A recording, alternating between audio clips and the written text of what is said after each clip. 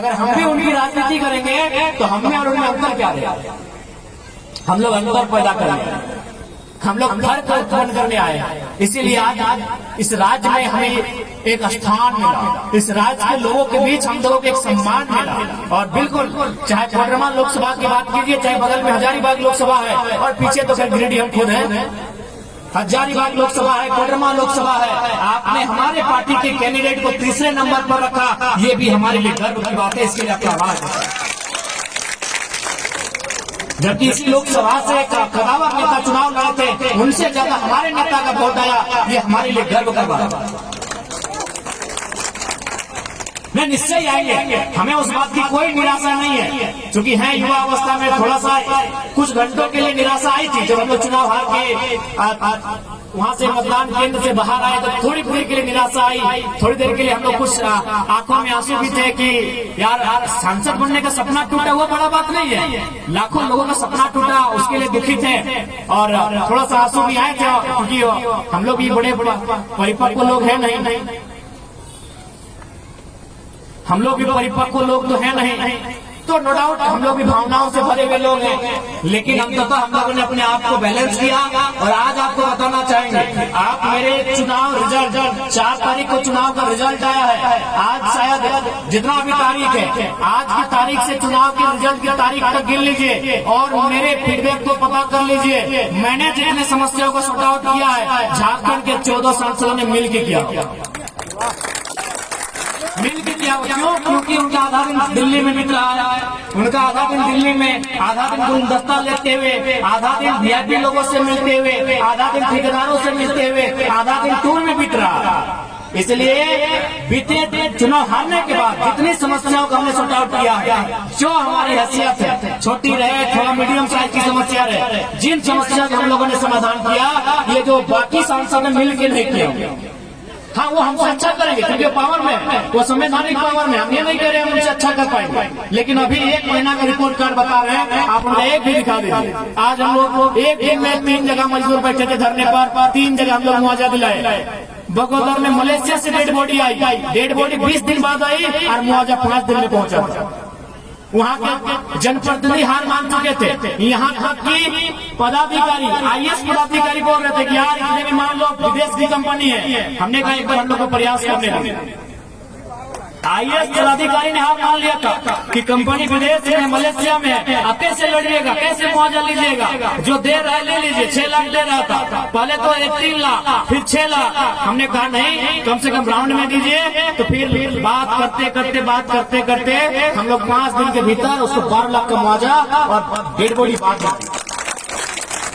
तो ये नहीं, ऐसा नहीं कि हम लोग कुछ बोले और वो काम हुआ ही नहीं। आपके पास 2 आंखें हैं, आंखें खुली हैं, आपके कान खुले हुए हैं, आप अखबार पढ़ते हैं, आप मोबाइल से जुड़े हुए हैं, आप यूट्यूब से जुड़े हुए हैं, आप सूचना ले सकते हैं। पिछले 1 महीने का हम पूरा 2 साल 2.5 साल छोड़ देते हैं, 1 महीना का आप रिपोर्ट उठा लीजिए। एक जगह नहीं, पूरे झारखंड कोल्हान से लेके गोड्डा तक हमारी टीम गोड्डा बल्कि कोडरमा भी आई थी।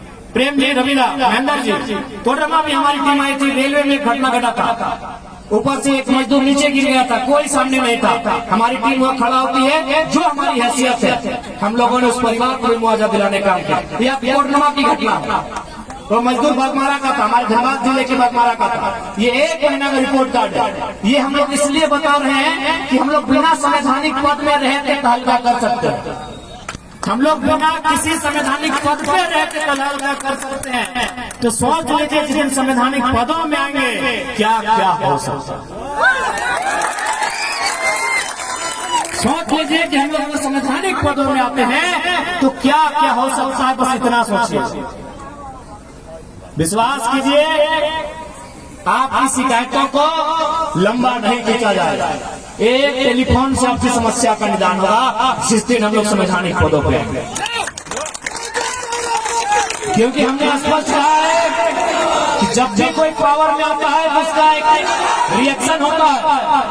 जब भी कोई पावर में आता है चाहे जंगल का शेर हो, चाहे गजराज हाथी हो, अगर उसको पावर है तो नुकसान किसी को होता है। अगर शेर पावर में है तो छोटे छोटे जीव जंतुओं को खाता है, अगर हाथी पावर में होता है तो बड़ी बड़ी टहनियों को तोड़ता है। ये नियम है, कोई भी पावर में आए। अगर हम लोग भी पावर में आएंगे तो नुकसान होगा। आप अगर सोच रहे हैं कि नुकसान नहीं होगा तो गलत सोच रहे हैं। हम लोग भी पावर में आएंगे तो नुकसान होगा, लेकिन नुकसान उनका होगा चाचा भतीजा।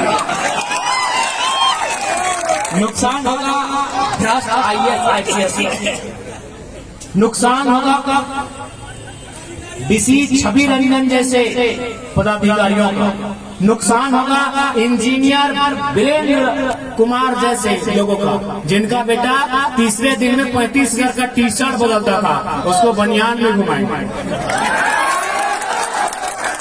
हम लोग भी पावर में आएंगे तो नुकसान होगा।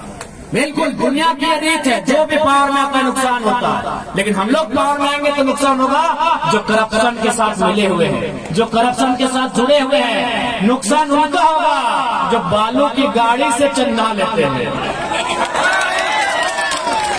और ये हवाई बात नहीं, हम एक दिन की घटना बता रहे हैं। हमारे धनबाद के जिला अध्यक्ष हमारा इंतजार कर रहे थे बरवड्डा में, हम गोविंदपुर में थे, हम गोविंदपुर में आए, बरवड्डा में उन्होंने रिसीव किया, वो जान बूझ के गाड़ी बढ़ाई नहीं रहा। तब बोले क्या बात है, गाड़ी खाने नहीं बढ़ा है? बोला आपको देख के पुलिस लोग मुंह घुरा लिया है, यहाँ पे लोग चंदा ले रहा है।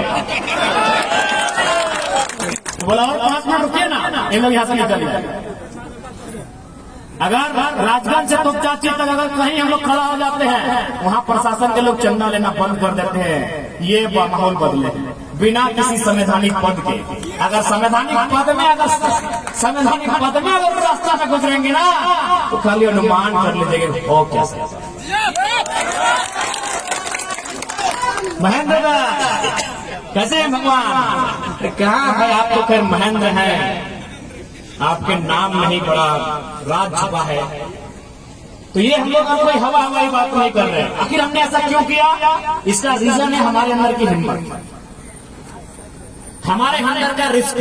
ये जो नेता है ये रिस्की नहीं है। रिस्की क्यों नहीं है? आपको भी मालूम है, इतना पैसा कमा लिया है, इतना ही लोग पैसा कमा लिया है। अब पता नहीं आपके इधर के नेताओं के हाल नहीं जानते हैं, उधर तो हम मालूम है, हमको घर वाली अलग है, बाहर वाली अलग है, पूरा स्मूथ चल रहा है।